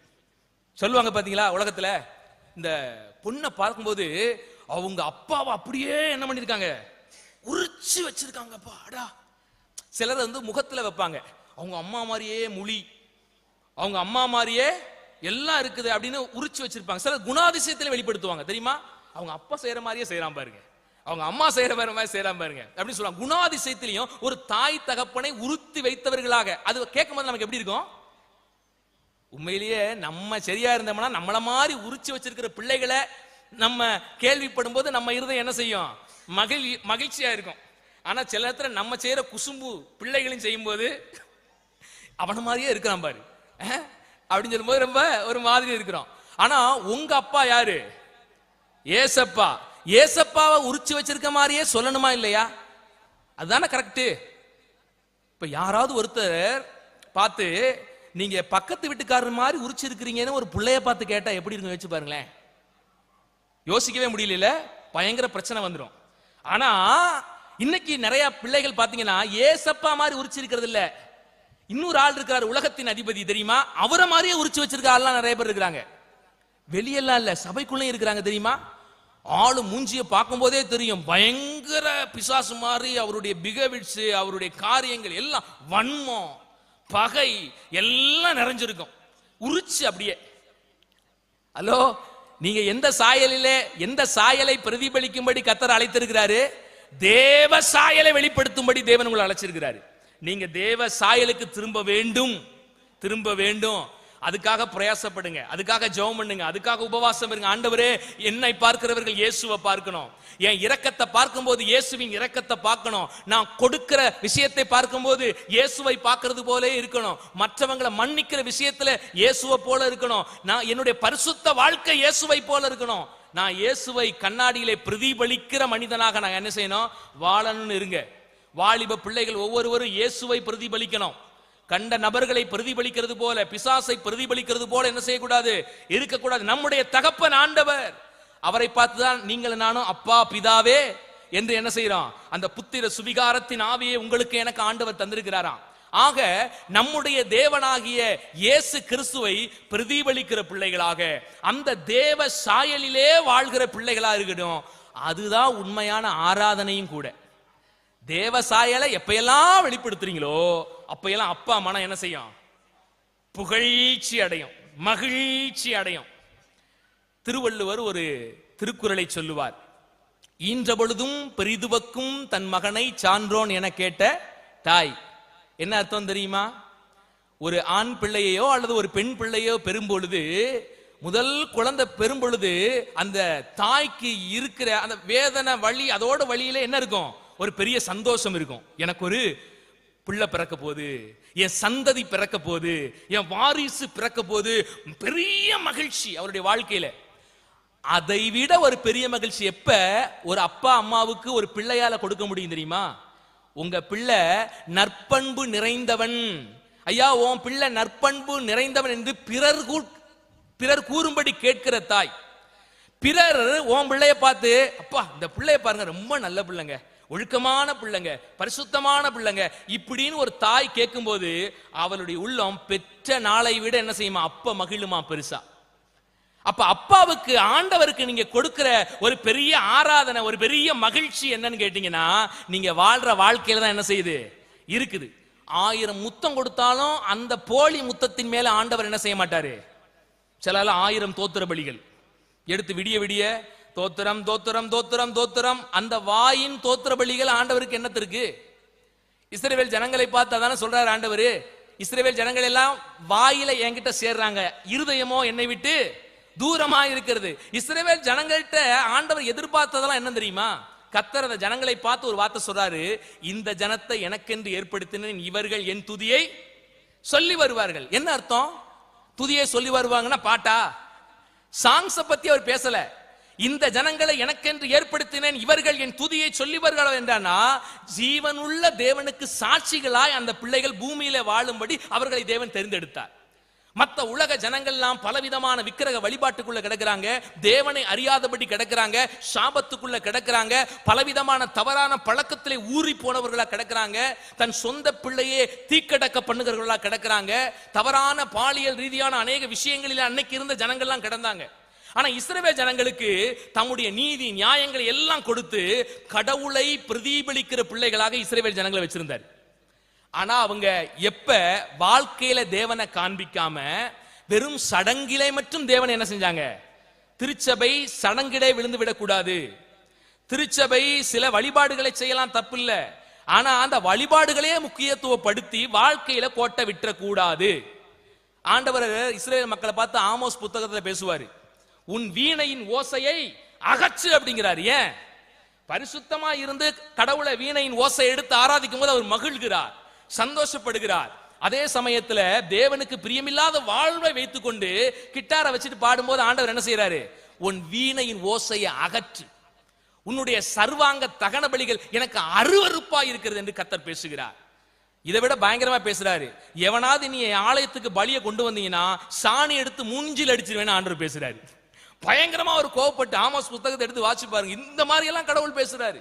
வந்தினா சாணி எடுத்து மூஞ்சில் அடிச்சிருவேன், ஓடி போறா அப்படிங்கிறாரு. ஏன் அப்படின்னா அந்த ஜனங்கள் தெய்வத்தை வாழ்க்கையிலே காண்பிக்கவில்லை, சடங்குகளிலே காண்பித்தார்கள். அவர்கள் பலிமுறைகளை செலுத்தினார்கள், பாடலை எல்லாம் பாடுகிறார்கள், எல்லா காரியத்தையும் ஒழுங்கா செய்யறாங்க. ஆனா வாழ்க்கையில மட்டும் தெய்வத்தை காண்பிக்கவே இல்லை. வாழ்க்கையில பாகாலுக்குரிய அந்த சடங்குகளையும் உள்ள வச்சுக்கிட்டாங்க, ஆண்டவருக்குரிய சடங்குகளையும் வச்சுக்கிட்டு டபுள் வாழ்க்கை வாழ்ந்ததுனால உலகமும் கலந்து இயேசுவும் விட மனசில்ல, உலகத்தையும் விட மனசில்ல. இந்த மாதிரியான ஒரு ரெட்ட வாழ்க்கை வாழ்ந்ததுனால ஆண்டவர் அந்த மாதிரியான வார்த்தைகள் என்ன செய்யறாரு? பேசுகிறார். அருமையான தேவனுடைய பிள்ளைகளே, நீங்கள் தெய்வத்தின் சாயலிலே படைக்கப்பட்டவர்கள். தெய்வத்தின் சாயலின்படி என்ன செய்யணும்? வாழணும். அதுதான் தேவனுக்கு உண்மையான பரிசுத்தமான ஆராதனையா இருக்கிறது. இரண்டாவது, ஒரு குறிப்பாக ஜீவ விருட்சத்தினிடத்தில் திரும்புங்கள் என்று சொல்லி இருக்கிறேன். ஆதியாகமத்தின் புத்தகத்திலே நாம் பார்க்கும்போது அவர்கள் எதை இழந்து போனார்கள்? எதை இழந்து போனார்கள்? ஜீவ விருட்சத்தின் கனியை என்ன செஞ்சாங்க? இழந்து போயிட்டாங்க. எப்ப பாவம் செஞ்சாங்களோ அப்ப நீங்க அந்த பைபிள் ஆதியாகமத் புத்தகத்திலே நீங்க வாசிக்கும் போது பாத்தீங்கன்னா, ஆண்டவர் அந்த ஜீவ விருட்சத்தின் கனிக்கு 2 தேவதூதர்கள் வச்சு சுடரி பட்டயத்தை வச்சு அப்படியே லாக் பண்ணிடுவாரு. இனிமே அதை அவங்க சாப்பிடக்கூடாது அப்படிங்கிற மாதிரி லாக் பண்ணிடுவாரு. ஆனா கிறிஸ்து வந்து அந்த ஜீவனுள்ள கனியை, அந்த நித்திய ஜீவனை கொடுக்கும்படியான ஜீவ விருட்சத்தின் கனியை நமக்கு கொடுக்கும் வந்தார்.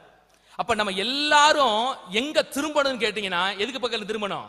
ஜீவ விருட்சத்தின் கனிக்கு பக்கத்து திரும்ப வேண்டியது அவசியமா இருக்குது. சரி, எப்படி திரும்புறது? நான் இப்ப உங்களை பார்த்து கேட்டா அந்த ஜீவ விருட்சத்தின் கனி எங்க இருக்குது? நீங்க போய் நெட்ல சர்ச் பண்ணி பாத்தீங்கன்னா யூடியூப்ல எல்லாம் பயங்கர பிரசங்கியா இருக்கிறாங்க. அந்த கனி எங்க இருக்குன்னு தெரியுமா? அது எங்க மறைஞ்சிருக்குன்னு தெரியுமா? அது ஈராக்கு தேசத்துல ஏதோ ஒரு பூமி கடியில அந்த கனி ஆண்டவர் மறைச்சு வச்சிருக்காரு, அது இன்னும் பூமியில தான் இருக்குது. என்னென்னமோ பேசி குழப்பிட்டு இருக்கிறான்.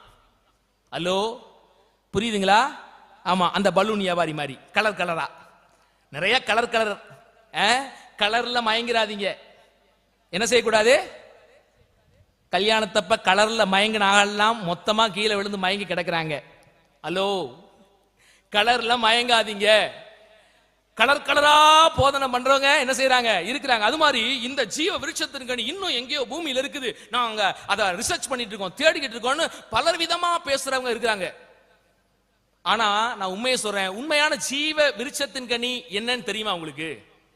பைபிளை சரியா வாசிச்சவங்க உண்மையான ஜீவ விருட்சத்தின் கனி எதுன்னு அறிஞ்சிட்டீங்கன்னா ஒரு பெரிய வெளிச்சமே நம்முடைய வாழ்க்கையில கிடக்கு. சரி, நான் ஒண்ணு கேட்கிறேன், ஜீவ விருட்சத்தின் கனியை புசிச்சா என்ன நடக்கும்? என்ன நடக்கும் சொல்லுங்க பார்க்கலாம். ஆதியாகம புத்தகம் தானே, எல்லாருக்கும் தெரியும் தானே, 1ஆம் கிளாஸ் ஆதியாகம புத்தகம். சொல்லுங்க, ஜீவ விருட்சத்தின் கனியை புசிச்சா என்ன கிடைக்கும்? நன்மை தீமை அறியத்தக்க கனியை புசிக்கும் போது என்ன கிடைச்சிச்சு? மரணம் வந்துச்சு. மரணம். ஏன்னா ஏற்கனவே ஆதாமும் ஏவாளும் நித்தியமுள்ள வாழ்க்கை வாழ்கிறவரா தான் தேவன் படைச்சிருந்தார், கடவுளை போல. எப்ப அந்த நன்மை தீமை அறியத்தக்க கனியை புசிச்சாங்களோ, தேவனுக்கு கீழ்ப்படியாம சாத்தானுக்கு கீழ்ப்படிஞ்ச அந்த கனி உள்ள போன உடனே என்ன நடந்துச்சு? மரணம் அவர்களை ஆட்கொண்டது. ஏன்னா ஆண்டவர் தெளிவாக பேசுகிறார், இந்த கனியை புசிக்கிற நாளிலே நீ சாகவே சாவாய். அந்த நாள்ல சாகாட்டியும் சாவுங்கிற ஒண்ணு அந்த நாளிலே தான் அவர்களுக்குள் புகுந்தது.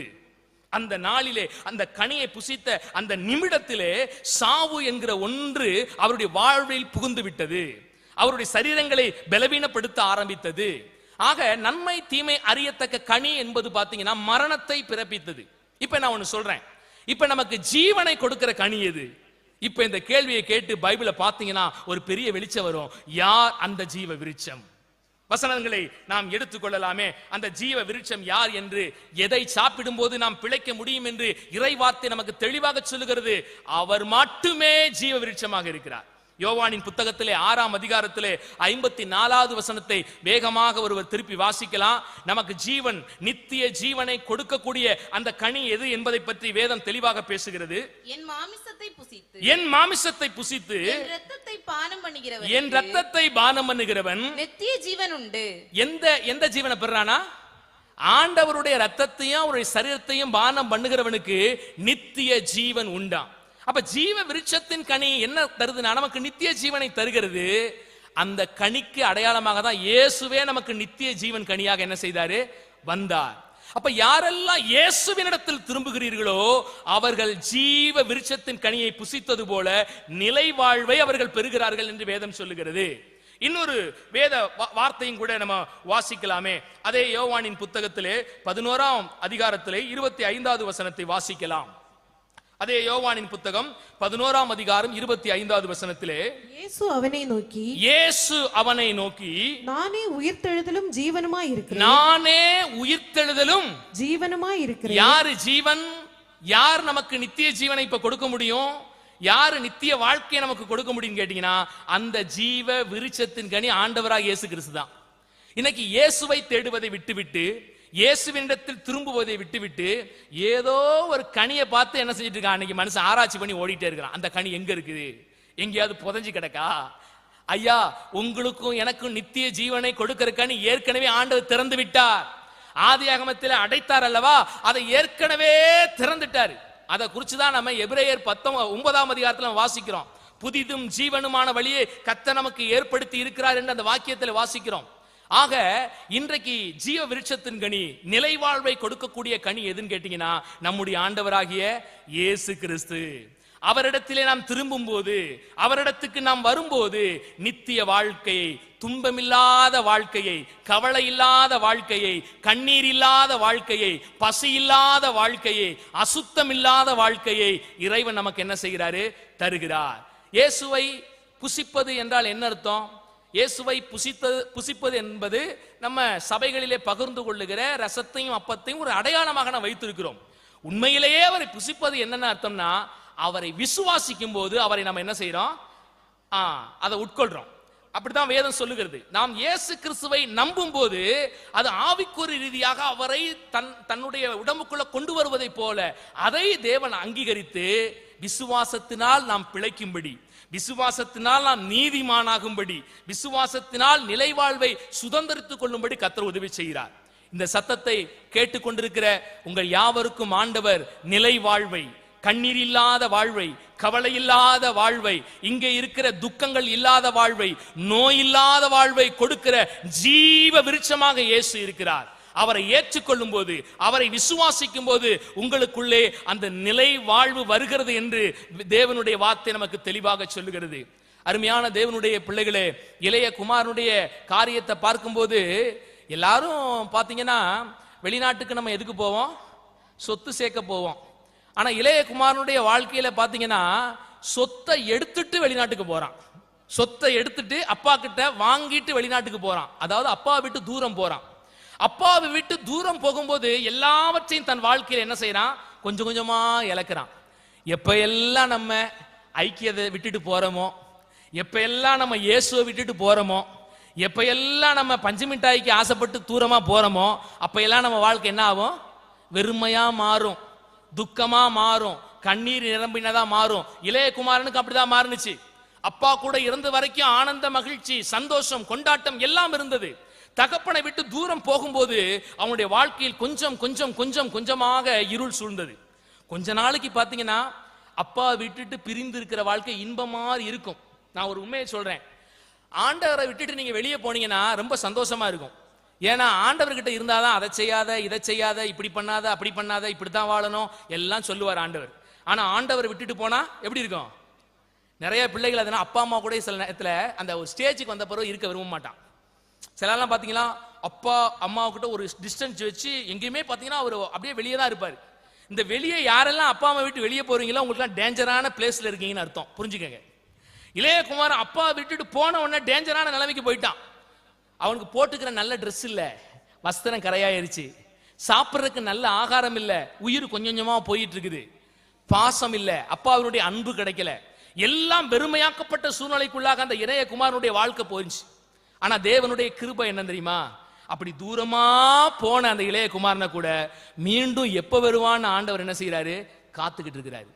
அவன் ஒரு நாள் மனம் திரும்பி தன்னுடைய நிலையை உணர்ந்து என் அப்பா வீட்டுக்கு நான் திரும்பி போவேன் முடிவெடுத்து அவன் திரும்பும் போது, அந்த ஆதி நிலைக்கு அவன் திரும்பும் போது மீண்டுமாக அவன் வாழ்க்கையில் என்ன கிடைக்குது? இழந்து போன அனைத்தையும் ஆண்டவர் தருகிறார். புதிய உடையை தருப்பிக்கிறார், மோதிரத்தை அணிவிக்கிறார், கட்டி அணைக்கிறார். அப்பா அனைத்து தன்னுடைய தகப்பனாருடைய அனைத்து ஆஸ்திக்கு அவன் சொந்தக்காரனா மாறுகிறான். இது ஒரு அற்புதமான ஓமை. இன்றைக்கும் இதை கேட்டுக்கொண்டிருக்கிற ஜனங்கள், உங்கள் தகப்பனாகிய உங்களை சிருஷ்டித்த ஆதியிலே உங்களை உண்டாக்கின தேவனிடத்தில் திரும்பி வரும்போது தேவன் அந்த ஆதி நிலையிலே அவர்களுக்கு தந்த ஆசீர்வாதத்தை மீண்டும் நமக்கு என்ன செய்யறாரு? தர்றாரு. உலகத்துல நம்ம கெட்டு போனா யாரும் ஏத்துக்க மாட்டாங்கம்மா. ஆனா ஒரே ஒருவர் மட்டும்தான் எந்த சூழ்நிலையில இருந்தாலும் நம்மளை ஏற்று அரவணைச்சு, அதுவும் அந்த பழைய நிலைமைக்கு திருப்பி அந்த பழைய ஆசீர்வாதத்துக்கு கொண்டு வருகிற ஒரே ஒருத்தர் தான் இருக்கிறாரு. அதுதான் நம்முடைய ஆண்டவராகிய இயேசு கிறிஸ்து. அல்லேலூயா. இறுதியாக உங்களுக்கு ஒரு விஷயத்துக்கு திரும்ப வேண்டும் என்று சொல்லி நாம முடிக்க போறோம் அந்த கூட்டத்தை. என்ன அப்படின்னா, அமெரிக்கையான வாழ்க்கைக்கு திரும்புவோம். அதாவது என்னன்னா, ஓய்வின் வாழ்க்கைக்கு என்ன செய்யணும்? திரும்பணும். அன்னைக்கு ஆதாமுக்கு ஏவாளுக்கும் பாத்தீங்கன்னா ஒரு இளைப்பாறுதல் இருந்துச்சு. உண்மையை சொல்ல போனா அவங்க பெரிய வேலைகள்லாம் செய்யல. கர்த்தர் எல்லாவற்றையும் சிருஷ்டித்து வச்சிருந்தார். எல்லாவற்றையும் தேவன் நிறைவாக அவர்களுக்கு தந்திருந்தார். அப்படிப்பட்ட ஒரு அரண்மனையிலே வாழ்வதை போல ஆதாமினுடைய ஏவாளுடைய வாழ்க்கை இருந்தது. எப்போது அந்த கனியை புசிச்சாங்களோ அப்ப அவங்க வாழ்க்கையில வந்தது என்ன தெரியுமா? வாழ்க்கையில இளைப்பாறுதலே இல்லை. இன்னைக்கு உலக வாழ்க்கை எப்படி இருக்குது? இளைப்பாறுதல் இல்லாத வாழ்க்கை. இன்னைக்கு முழு மனுக்குலமும் அந்த இளைப்பாறுதலுக்காக ஏங்கி தவிக்கிறது. அந்த சமாதானத்துக்காக மனிதர்கள் ஒவ்வொருவரும் என்ன செய்யறாங்க? ஏங்கி தருவிக்கிறார்கள். பலவிதமான காரியங்கள் அவருடைய வாழ்க்கையில சுற்றி அவருடைய நிம்மதியை கெடுக்கிறது, அவருடைய சமாதானத்தை கெடுக்கிறது. வாழ்க்கையிலே அப்படியே பாத்தீங்கன்னா தென்றல் அடிக்கிற மாதிரி கொஞ்ச நேரம் மகிழ்ச்சி, அப்புறம் பாத்தீங்கன்னா சூறாவளி வந்துருது. இடையில துன்பங்கள்ல அவதிப்படுறாங்க, நோயில அவதிப்படுறாங்க. இளைப்பாறுதல் இல்லாத ஒரு வாழ்க்கை இன்னைக்கு ஒட்டுமொத்த மனித சமூகமும் இருக்கிறது. பெரிய பணக்காரனும் கூட வாழ்க்கையில நிம்மதி இல்லாமல் தான் அவன் போகிறான். உலகத்திலே ஒரு மிகப்பெரிய பணக்காரன், நீங்க அந்த காஃபி கடையிலலாம் நீங்க பாத்துறீங்க. அந்த காஃபி கடை பேர் என்னன்னா காஃபி டே அப்படிங்கிற ஒரு காஃபி கடை. எல்லா இடங்களிலும் ஆரம்ப காலத்தில் இருந்துச்சு, இப்பயும் இருக்கிறது. அவங்களுடைய துணைவியார் அதை எடுத்து நடத்துறாங்க. மிகப்பெரிய பணக்காரர், அவ்வளவு பெரிய பண வசதி வச்சிருந்தவர் கூட வாழ்க்கையில நிம்மதி இல்லாமல் சூசைட் பண்ணிக்கிட்டார். காஃபி டே ஓனர், அவ்வளவு பெரிய பிசினஸ்மேன், பல கோடிகளுக்கு அதிபதி. ஆனாலும் தன் வாழ்க்கையில அவருக்கு நிம்மதி இல்லை. கோடிகள் அவர் வாழ்க்கையில பணம் இருந்தாலும் அதுக்கு மிஞ்சி பல கோடிகள் கடன். அந்த கடன் அவன் வாழ்க்கையில வெறுமையை கொண்டு வந்தது. அந்த கடனை வைத்து அவர் நிம்மதியாக வாழ முடியல. கடைசியில் அவர் எடுத்த முடிவு என்னன்னு கேட்டீங்கன்னா தற்கொலை. இன்னைக்கு பல பேர் வாழ்க்கை முடித்துக் கொள்ள விரும்புகிறார்கள். பெரிய பெரிய கோடீஸ்வரர்கள் முடித்துக் கொள்கிறார்கள். எத்தனை பணம் இருந்தாலும் அவருடைய வாழ்க்கையில நிம்மதி இல்லை, ஓய்வில்லை, இளைப்பாறுதல் இல்லாமல் இந்த உலகத்திலே வாழ்ந்து கொண்டிருக்கிறார்கள். ஆனா கர்த்தருடைய வார்த்தை சொல்லுகிறது, தேவனிடத்திலே நாம் திரும்பும் போது ஆண்டவர் நமக்கு என்ன தருகிறாரா? இளைப்பாறுதல் உள்ள வாழ்க்கையை தருகிறாரா. அல்லேலூயா. அவர் மட்டும்தான் நம்முடைய வாழ்க்கையில் என்ன தர முடியும்? இளைப்பாறுதலை தர முடியும். ஆண்டவராக இயேசு கிறிஸ்து இந்த பூமிக்கு வந்தபோது அவர் ஜனங்களை பார்த்து பேசுகிறார். வருத்தப்பட்டு பாரம் சுமக்கிறவர்களே என்னிடத்திலே வாருங்கள், நான் உங்களுக்கு இளைப்பாறுதலை தருகிறேன் என்று சொன்னார். என்ன, எதுக்காக அந்த வார்த்தை சொன்னார் தெரியுமா? அன்னைக்கு இஸ்ரவேல் மக்களுக்குள்ள நிறைய அந்த பரிசேயன், சதுசேயன், வேத பாரகன் இதெல்லாம் வச்சுட்டு பெரிய பெரிய சுமைகளை ஜனங்கள் மேல சுமத்தி வச்சுக்கிட்டு இருந்தான். அவங்க இந்த கட்டளைகளையும் நியமங்களையும் கடைபிடிச்சிலே வாழ்க்கையில நிம்மதி இல்லாத ஒரு வாழ்க்கை. இன்னைக்கும் பாருங்களேன், எந்த ஒரு விஷயத்தையும் சொன்னா ஏகப்பட்ட தடைகள். இதை இப்படிதான் செய்யணும், இதை இப்படி செய்யணும், வாழ்க்கையில நிம்மதி, அது போய் இது போய் ஏகப்பட்ட இந்த மாதிரி தொந்தரவுகள் எல்லாம் வருத்தத்தோடு சுமையோடு கூட வாழ்க்கையில கண்ணீரோடு கூட இந்த ஜனங்கள். அந்த ஜனங்களை பார்த்தா ஆண்டவராக இயேசு பேசுகிறார், வருத்தப்பட்டு பாரம் சுமக்கிறவர்களே எல்லாரும் என்னிடத்தில் வாருங்க, நான் உங்களுக்கு இளைப்பாறுதல் தருகிறேன். ஆண்டவராக இயேசு கிறிஸ்து மாத்திரமே நம்முடைய வாழ்க்கையில உண்மையான இளைப்பாறுதலை தர முடியும், உண்மையான நிம்மதியை நம்முடைய வாழ்க்கையில தர முடியும் என்பதை மறந்து விடார்கள் தேவனுடைய பிள்ளைகளே. ஒரே ஒரு சம்பவத்தை நான் சொல்லுகிறேன். திட்டத்தட்ட இங்கிருந்து பல நூற்றாண்டுகளுக்கு முன்பாக, கிறிஸ்துவுக்கு பின்பாக 354 நடந்த ஒரு சம்பவம். அங்கே ஒரு மனிதர் என்ன செய்யறார்னா, நல்ல சொத்து, இயேசுவை ஏற்றுக்கொண்ட ஒரு குடும்பம் தான், நல்லா வாழ்றாரு, மகிழ்ச்சியா எல்லாமே இருக்குது. ஆனா வாழ்க்கையில பாத்தீங்கன்னா ஒரு மிகப்பெரிய வெறுமை, வெற்றிடம். அந்த வெற்றிடத்தை யாராலும் நிரப்ப முடியல. அது பணத்தால நிரப்ப முடியல, குடும்பத்தில் இருக்கிற உறவுகளால அந்த வெற்றிடத்தை தன்னுடைய வாழ்க்கையில நிரப்ப முடியல. அவருக்கு இருந்த மதிப்பு மரியாதை கூட அந்த வெற்றிடத்தை அவருடைய வாழ்க்கையில நிரப்ப முடியல. வாழ்க்கையில ஏதோ ஒரு வெறுமையாக்கப்பட்ட சூழ்நிலையிலே, பலவிதமான பாவ பழக்கத்திலே அவர் அடிமையாக்கப்பட்டு இருந்தார். அப்ப அந்த வெறுமையோடு கூட ஒரு ஓரத்தில் அமர்ந்து கொண்டு அந்த மனிதன் இருக்கும்போது ஒரு அசரீதியான சத்தம். ஏன் தெரியுமா? அவங்க தாயா திட்ட அந்த பையனுக்காக 17 வருடம் ஜெபிக்கிறார். என் மகனுக்கு எல்லாத்தையும் கர்த்தர் கொடுத்தாரு, நல்ல உறவுகளை கொடுத்தாரு, பண வசதிகளை கொடுத்தாரு, எல்லாம் கொடுத்துட்டாரு. ஆனா ஏதோ ஒரு காரணத்தினால என் பையன் நிம்மதி இல்லாமல் தவிக்கிறான். வாழ்க்கையில பலவிதமான பாவ பழக்கத்துல நிரம்பி கிடக்கிறான். கடவுளை உண்மையா தேடுறதில்ல, ஆலயத்துக்கு சரியா வர்றதில்லைன்னு அந்த அம்மா 17 வருடம் அழுது இருக்கிறாங்க. உண்மையில நான் யோசிக்கிறேன், ஐயா உங்கள் மத்தியில் இருக்கிற ராஜன் ஐயா எனக்கு அப்பக்கப்ப போன் பண்ணாரு. இந்த மீட்டிங்குக்கு வருவதற்கு முன்பாக அவர் என்னை தொந்தரவு பண்ணிட்டே இருப்பாரு. 2 நாளைக்கு ஒரு முறை போன் பண்ணி, ஐயா எப்படி இருக்கிறீங்க அப்படின்னு, அது ஒரு சிரிப்பு, ஒரு மகிழ்ச்சியான சிரிப்போடு கூட ஆரம்பித்து, நீங்க கண்டிப்பா வரணும், பேசணும், நான் எல்லாம் ரெடி பண்ணிட்டு இருக்கேன் எல்லாம் சொல்லுவாரு. பல முறை எனக்கு போன் பண்ணாரு. ஆனா போன் பண்ணி வைக்கிற நேரத்துல அவர் உள்ளத்துல இருந்த அந்த வலியை என்னிடத்துல பகிர்ந்து கொள்ளாமல் வைத்ததே கிடையாது. அவர் எடுத்த உடனே ஒரு சிரிப்பா இருப்பாருங்க. அந்த சிரிப்பு எடுத்த உடனே வர ஒரு மகிழ்ச்சி, இறுதியா போனை வைக்கும் போது ஒரு மனபாரத்தோடு அவர் வைக்கிறதாவே இருக்கும். என்னன்னு கேட்டீங்கன்னா, எப்ப போன் பண்ணாலும் சரி, லாஸ்டா வைக்கும் போது, என் பிள்ளைக்காக ஜெபம் பண்ணிக்கங்கய்யா, என் மகனுக்காக ஜெபம் பண்ணிக்கங்கய்யா. அந்த தகப்பனாருடைய இருதயம் பாருங்க ஏங்குது, தன் பிள்ளைக்காக ஏங்குது. அவருக்காக ஜெபம் பண்ணிக்கங்க. எப்ப போன் பண்ணாலும் மெனக்கட்டு இதுக்காகவே உட்காந்து ஜெபம் பண்ணேன். சிலெல்லாம் சொல்லும் போது சரிங்கய்யா ஜெபம் பண்ணிக்கிறேன் அப்படின்னு நம்ம மறந்துடுவோம். ஆனா இவருடைய அந்த உணர்வை பார்க்கும்போது இதற்காகவே உட்கார்ந்து நான் ஜெபிக்கும்படி ஆசைப்படுறேன். அத்தனை அதிகமாய் தன் பிள்ளையை நேசிக்கிறார். என் பிள்ளைக்காக நான் சொல்லக்கூடிய இந்த தாயாரும் கூட பாத்தீங்கன்னா அந்த மனிதருக்காக 17 வருடம் கண்ணீர் வெடித்து ஜெபம் பண்ணுகிறார். என் பையனுடைய வாழ்க்கை மாற வேண்டும் மாற வேண்டும் மாற வேண்டும் என்று. திடீர்னு ஒரு நாள் தனிமையிலே அமர்ந்து அந்த வெறுமையான சூழ்நிலையிலே அவர் துக்கப்பட்டு கொண்டு, வாழ்வீன்னு வேண்டாம், ரொம்ப நாளா போராடிட்டோம், என்னமோ தெரியல, வாழ்க்கையில நிம்மதியே இல்லை, இந்த வாழ்வை முடித்துக் கொள்ளலாம், நாம் மரித்து விடலாம் என்று எண்ணத்தோடு கூட அமர்ந்து கொண்டிருக்கிறார்.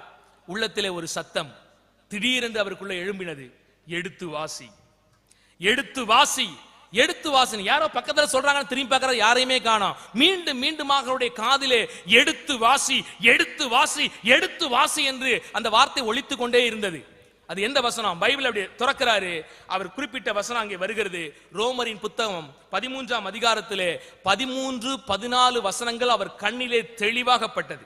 அங்கே அநேக வசனங்கள் இருந்தாலும் கூட அந்த 2 வசனங்கள் அவருடைய வாழ்க்கையை மாற்றின ஒரு முக்கியமான வசனங்கள் எங்கே அங்கே குறிப்பிடுகிறார். அந்த 2 வார்த்தைகளையும் கூட வாசிக்கலாமே. வாக்குவாதமும் பொறாமையும், வாக்குவாதமும் பொறாமையும் உள்ளவர்களாய் நடவாமல் பகலிலே நடக்கிறவர்கள் போல, பகலிலே நடக்கிறவர்களைப் போல சீராய் நடக்க கடவோம். இந்த வார்த்தை அவர் வாசிச்ச உடனே அவர் வாழ்க்கையில நிம்மதியை குலைத்தது எது என்பதை அடையாளம் கண்டுபிடிச்சார். நான் பார்க்கிற இந்த களியாட்டு, இந்த காரியம் தான் என் வாழ்க்கையில ஒரு வெறுமையை உண்டாக்குது. கர்த்தருடைய ஆவிக்கு நேராய் நான் திரும்பும் போது என் வாழ்க்கையில ஒரு அமைதி கிடைக்கும்னு மனசுல யோசிச்சாரு பாருங்க. நேரடியாக ஆலயத்துக்கு போனார். அதுக்கப்புறம் ஒரு மிகப்பெரிய ஊழியனாக அன்றைய நாட்களில் செயல்பட்டார். அவர் சொன்ன ஒரு புகழ்பெற்ற ஒரு வார்த்தை, அந்த வார்த்தையை மட்டும் உங்களுக்கு வாசித்து நான் ஜெபிக்கலாம் என்று விரும்புகிறேன். இன்றைய வரைக்கும் பலர் அந்த வார்த்தையை எடுத்து பயன்படுத்துகிறார்கள். கர்த்தாவே, தேவனுடைய ஜனங்களே, நாம் யாருக்காக படைக்கப்பட்டோமா? நம்ம படைக்கப்பட்ட நோக்கமே இயேசுவுக்காக படைக்கப்பட்டோம். தெரியுமா உங்களுக்கு? இயேசு 12 சீசர்களையும் தெரிந்தெடுத்தார்ல, அந்த 12 சீசர்களையும் தெரிந்தெடுத்தவருடைய நோக்கம் என்ன என்பதை வேதவாக்கியம் சொல்லுகிறது. அது லூக்கா 12ஆம் அதிகாரம் நினைக்கிறேன்.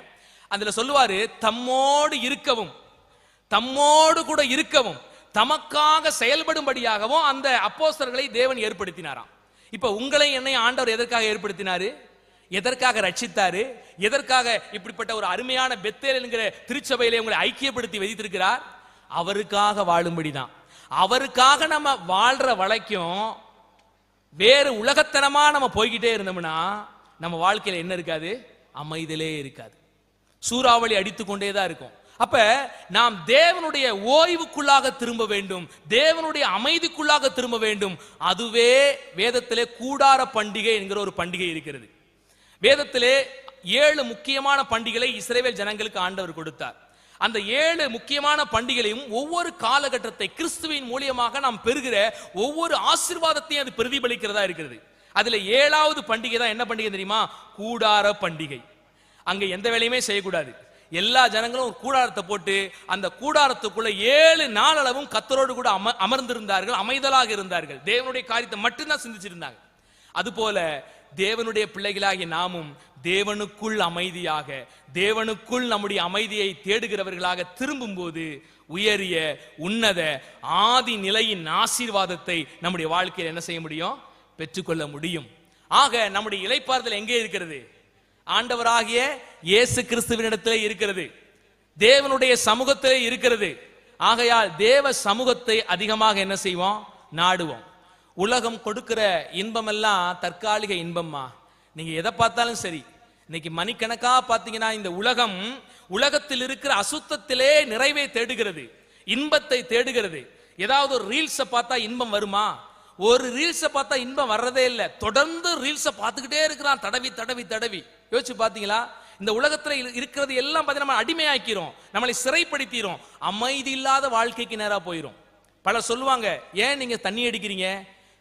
தண்ணி அடிச்சா எனக்கு என்ன கிடைக்குது? நிம்மதி கிடைக்குதுங்க. ஏன் சிகரெட் அடிக்கிறீங்க? நிறைய பேர் சொல்லுவாங்க தெரியுமா? புண்பட்ட மனதை புகை விட்டு ஆத்து. புகை புண்பட்ட மனதை ஆத்துமா? ஒட்டுமொத்த நுரையீரலையும் அரிச்சு கடைசி சாவுக்கு நேரம் என்ன செஞ்சிடும்? ஆனா அவங்க பாருங்க, புண்பட்ட ஏன் அப்படின்னா இந்த உலகத்தினுடைய சிற்றின்பம் எல்லாம் கொஞ்ச நேரம் நமக்கு சமாதானத்தை கொடுப்பது மாதிரி இருக்கும், ஆனா மொத்தமா நம்மளை என்ன செஞ்சிடும்? அழிச்சிடும். வீட்டுல சண்டை, மனைவி கிட்ட சண்டை அப்படின்னு சரக்க போட்டு வருவாரு. சரக்க போட்டு வந்தா சமாதானம் ஆயிருமா? அதுக்கப்புறம் தான் சண்டையே பெருசாகும். சின்ன சண்டை பெருஞ்சண்டையாகி அது விட்டு பிரியிற அளவுக்கு போற சண்டையெல்லாம் ஏகப்பட்ட சண்டைகள் இருக்குது. அப்ப உலகத்திலே நம்ம நிம்மதியையும் அமைதியையும் தேடுகிற எல்லா வழிகளும் பாத்தீங்கன்னா நம்மளை கொன்று அழிக்கிறதா, நமக்கு சமாதி கட்டுகிற வழியா தான் இருக்குது. ஆனா ஆண்டவர் சொல்லுகிறார், நான் உங்களுக்கு உலகம் கொடுக்க கூடாத சமாதானத்தை உங்களுக்கு தருகிறேன், ஆதலால் உங்கள் இருதயம் கலங்காமலும் பயப்படாமலும் இருப்பதாக என்று தெய்வம் தேற்றுகிறார். இயேசு கிறிஸ்துவினிடத்தில் தான் உங்கள் உண்மையான அடைக்கலம் இருக்கிறது, உங்களுடைய உண்மையான ஆறுதல் இருக்கிறது, உங்களுடைய உண்மையான சமாதானம் இருக்கிறது என்று தேவனுடைய வார்த்தைக்கு பேசுகிறது. ஆகையால் இறுதியாக நாம் திரும்ப வேண்டியது என்ன? தேவனுடைய ஓய்வுக்கு நேராக, தேவனுடைய சந்நிதிக்கு நேராக திரும்பி அவருக்காக நம்ம வாழ்க்கை என்ன செய்யணும்? அர்ப்பணிக்க வேண்டும். 3 நாளும் தேவன் உங்களோடு பேசின வார்த்தையை உங்கள் இருதயத்திலே இருத்தி கொள்ளுங்கள், மறந்து விடாதீர்கள். கர்த்தர் நிச்சயமாக ஆதி நிலைக்கு திரும்புகிற நம்முடைய வாழ்க்கையை அவர் ஆசீர்வதிக்கிற தேவனாக என்ன செய்கிறார்? இருக்கிறார். எழுந்து நின்று கூட நம்ம ஒரே ஒரு பாடலை பாடி நம்ம மீண்டுமாக நம்ம ஜெபிக்க போகிறோம். அனைவரும் எழுந்து நிற்போம் கர்த்தருடைய சமூகத்தில்.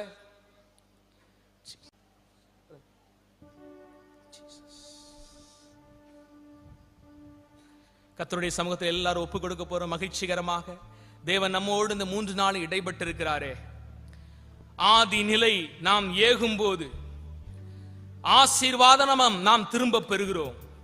பாலான மண்மேடுகள் யாவும் பாராளும் வேந்தன் மனையாகும் என்று சொல்லி ஒரு பாடல் வரி சொல்லுகிறது. நாம் ஆதி நிலைக்கு திரும்பும் போது, நாம் தேவனுடைய சாயலுக்கு திரும்பும் போது இந்த தேசம் இயேசுவை நிச்சயமாக சந்தித்தே ஆகும் என்பதை மறந்து விடாதீர்கள். நாம் தேவனுடைய சாயலுக்கு மாறாத பட்சத்தில் இந்த தேசம் இயேசுவை அறியாது. உணர்ந்து தேவ சமூகத்திலே ஆதி நிலை ஏகிடுவோமே, ஆசீர் திரும்ப பெறுவோமே. பாலான மண்மேடுகள் யாவும் பாராளும் வேந்தன் மனையாகும். சிறை வாழ்வு மறையும், சீர்வாழ்வு மலரும், சியோனின் மகிமை திரும்பும்.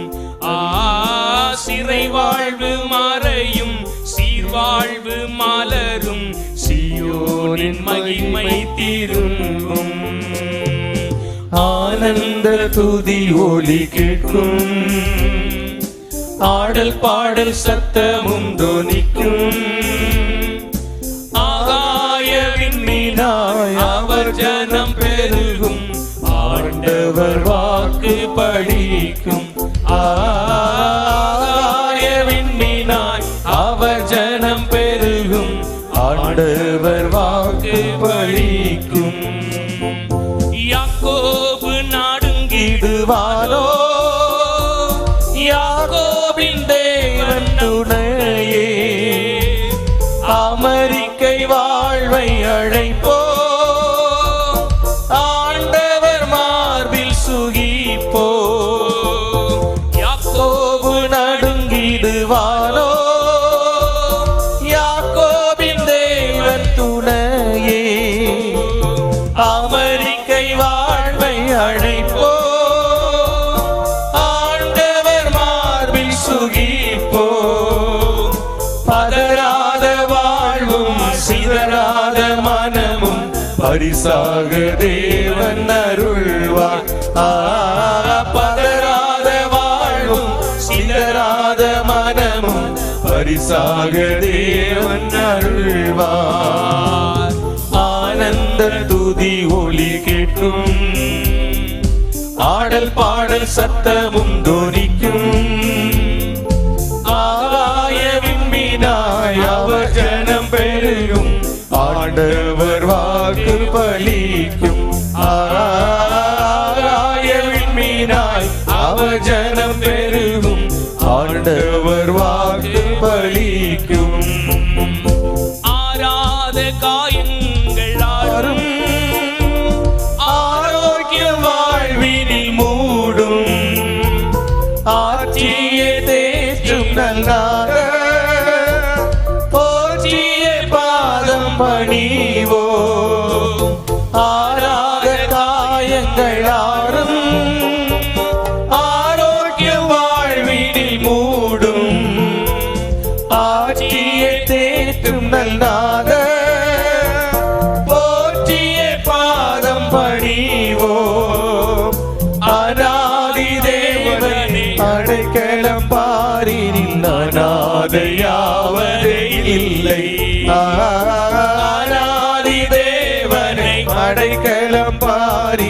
அனாதையாவதே இல்லை.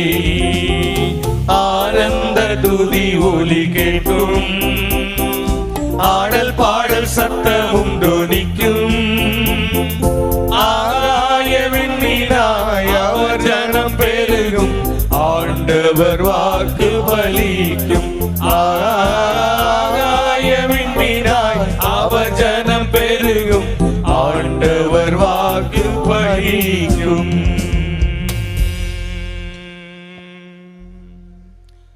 அன்பு தகப்பனே, உம்மை நன்றியோடு துதிக்கிறோம், ஸ்தோத்தரிக்கிறோம் அப்பா. இந்த 3 நாட்களும் ஆதி நிலைக்கு திரும்புவோம் என்று சொல்லி எங்களோடு நீர் பேசின சகல வார்த்தைகளுக்காக உமக்கு நன்றி செலுத்துகிறோம் அப்பா. ஆதி அன்புக்கு திரும்ப நீர் எங்களுக்கு உதவி செய்யும். ஆதி பரிசுத்தத்துக்கு திரும்ப எங்களுக்கு உதவி செய்யும். ஆதி தேவனுடைய வார்த்தைக்கு நாங்கள் திரும்ப எங்களுக்கு உதவி செய்யும் அப்பா. தேவ சாயலுக்கு திரும்பி வர, ஜீவ விருட்சத்துக்கு திரும்பி வர, அமைதியின் வாழ்க்கைக்கு, ஓய்வின் வாழ்க்கைக்கு திரும்பி வர ஆண்டவர் தாமே நீர் எங்களுக்கு உதவி செய்திருக்கிறபடியால் புதிதும் ஜீவனுமான மார்க்கத்தை எங்களுக்காக நீர் உண்டாக்கி வைத்திருக்கிற தயவுக்காக உமக்கு நன்றி செலுத்துகிறப்பா. இந்த 3 நாளும் இந்த இறை வார்த்தை கேட்ட இந்த இறை மக்களை நீர் ஆசீர்வதிக்கும்படி நாங்கள் ஜெபிக்கிறோம். இவர்கள் தேவனுடைய சாயலை காண்பிக்கிற ஜனங்களாக, அநேக ஆத்துமாக்களை தேவனண்டை சேர்க்கிற பிள்ளைகளாக கர்த்தர் மாற்றுங்க. ஒரு பூரணமான இளைப்பாறுதலின் வாழ்க்கைக்குள்ளாக இந்த பிள்ளைகள் ஒவ்வொரு நாளும் கர்த்தரில் மகிழ்ந்திருக்க, ஜீவனில் மகிழ்ந்திருக்க தெய்வம் கிருபை பாராட்டும்படி நாங்கள் ஜெபிக்கிறப்பா. வியாதியோடு கூட வந்திருக்கிற ஒவ்வொரு பிள்ளைகளையும் ஐயா நீர் சுகமாக்குகிற கிருபைகளுக்காய் ஸ்தோத்திரம் ஆண்டவரே. துக்கத்தோடு கூட இளைப்பாறுதலை இழந்து வந்திருக்கிற நம்முடைய பிள்ளைகளை இதோ இந்த நேரத்திலே நீ இளைப்பாறுதலுக்குள்ளாக கடந்து போக செய்கிறபடினால, ஆனா உலகம் கொடுக்க முடியாத சமாதானத்தினால, உலகம் கொடுக்க முடியாத சந்தோஷத்தினால, மகிழ்ச்சியினால நீர் நிரப்புகிற தயவுக்காக ஸ்தோத்திரம் ஆண்டவரே. ஆங்காங்கே இந்த ஒளி பெருக்கி மூலியமாக இந்த சத்தத்தை கேட்டுக்கொண்டிருக்கிற அருமை சகோதரர்களையும் உடைய கரத்தில் ஒப்புக் கொடுக்கிறேன். என் வாழ்க்கையிலும் இந்த இயேசு வேண்டும், என் வாழ்க்கையிலும் இந்த இயேசு தருகிற சமாதானம் வேண்டும், நித்திய ஜீவன் வேண்டும் என்று ஆவலோடு தன் இருதயத்தில் நினைக்கிற ஒவ்வொரு பிள்ளைகளையும் கரம் தொட்டு ஆசீர்வதிக்கும்படி நாங்கள் ஜெபிக்கிறோம். உடைய வாழ்க்கையிலே தெய்வம் கண்ணீரை துடைப்பீராக, கவலைகளை போக்குவீராக, குடும்பத்தில் இருக்கிற பிரச்சனைகளை நீக்குவீராக. ஆண்டவர் ஒரு பூரண சமாதானத்தை அந்தந்த பிள்ளைகளுக்கு நீ தந்து குடும்பம் குடும்பமாய் ஆசீர்வதிக்கும்படியாக நான் ஜெபிக்கிறப்பா. விசேஷமாய் தேவாவியானவர் இந்த நாளிலும் உடைய ஜனங்கள் வந்திருந்து அமர்ந்திருந்து ஆவலோடு உம்முடைய வார்த்தைக்கு தங்களை அர்ப்பணித்த உம்முடைய ஜனங்களை உம்முடைய கரம் தொட்டு ஆசீர்வதிக்கும்படியாக நாங்கள் ஜெபிக்கிறோம். எத்தனையோ பேர் இந்த கூட்டத்துக்கு பிரயாசப்பட்டது உண்டு, தங்களுடைய உழைப்பை போட்டது உண்டு, தங்கள் பணங்களை போட்டது உண்டு. ஒவ்வொருவரையும் நீர் ஆசீர்வதித்து அபரிவிதமாய் உம்முடைய ஜனங்களை மேன்மைப்படுத்தும்படியாக நாங்கள் ஜெபிக்கிறையா. இதிலே சிறப்பாக உம்முடைய வார்த்தைகளை பேசின, பாடல்களை பாடின ஒவ்வொரு ஜனத்தையும் ஆண்டவரே நீர்தாமே கரம் தொட்டு ஆசீர்வதித்து உயர்த்தி அருளும்படி நாங்கள் ஜெபிக்கிறோம்.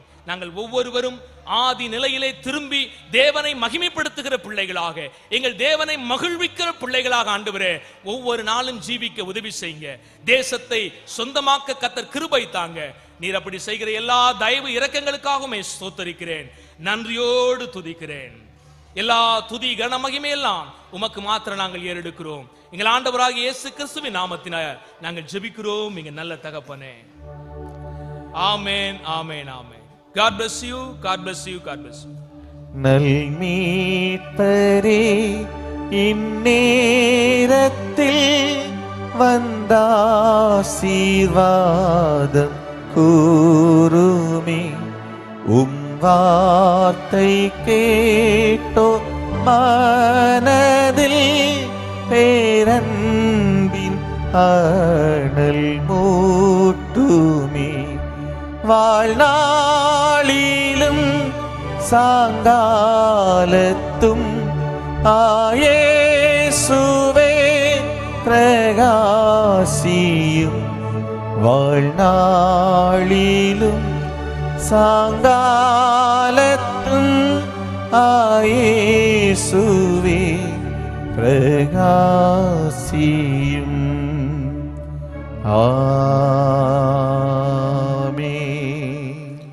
ஆசீர்வாதம் நமது ஆண்டவராகிய இயேசு கிறிஸ்துவின் கிருபையும் பிதாவாகிய கடவுளுடைய அன்பும் பரிசுத்த ஆவியாருடைய கூட்டுறவும் இன்றும் என்றும் சதா காலங்களிலும் நாங்கள் கேட்ட வார்த்தைகளோடும் கூடியிருக்கிற அனைவரோடும் உணவு தருகிற குடும்பத்தோடும் இப்போ செல்கிற யாத்திரையோடும் என்று நிறைவாய் தங்கி இருப்பதாக.